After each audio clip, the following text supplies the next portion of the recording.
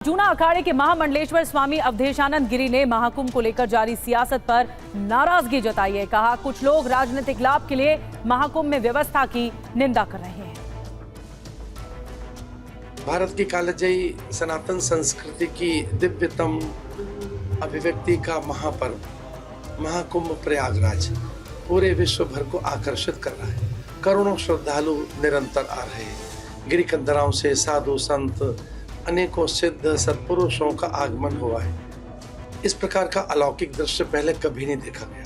करोड़ों करोड़ों भारतीयों के भीतर की उमंग और अद्भुत उल्लास के यहाँ दर्शन हो रहे हैं। प्रशासन पूरी तरह से चाक चौबंद है, सुव्यवस्थित है, श्रद्धालु भारी उमंग है, प्रत्येक संत प्रसन्न है।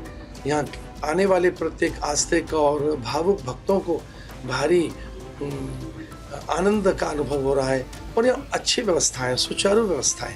मैं भारत के कोने कोने में बैठे अनेकों श्रद्धालुओं को कहना चाहता हूँ कि हम अमृत स्नान के लिए फिर से उपस्थित हैं। माननीय प्रधानमंत्री मोदी जी के नेतृत्व में आदरणीय योगी जी का जो एक सत्संकल्प है वह अद्भुत है, अलौकिक है। यहाँ सभी संत प्रसन्न हैं। राजनीतिक दृष्टि से इसका दुष्प्रचार न किया जाए।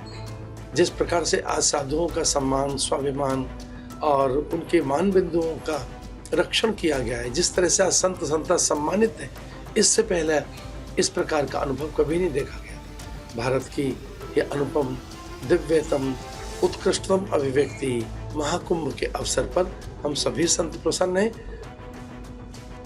तो संतों को आप सुन रहे हैं। जूना अखाड़े ने विधि विधान से अमृत स्नान की पवित्र डुबकी लगाई। जूना अखाड़े के पेशवाई पर शिवांग माथुर की ग्राउंड रिपोर्ट आपको दिखाते हैं। साधु संत की टोली है और उनसे आगे नागा साधु हैं। तो कुल मिला के अब ये जो जूना अखाड़ा है, इसके जो बाकी महामंडलेश्वर हैं वो भी यह इस अखाड़ा मार्ग से निकलते हुए देखिए नागा साधुओं को तस्वीरों में आप देख सकते हैं। महाराज जी, क्या कहेंगे आप? आज का जो स्नान है उसके बारे में, आज माँ सरस्वती का भी दिन है, उनकी पूजा होती है। ब्रह्मद्रवा गंगा और प्रेमद्रवा यमुना अदृश्य जो व्यक्ति के अंदर सुसुप्त पड़ी है सरस्वती, उसके उद्गम और प्राकट्य का काल है।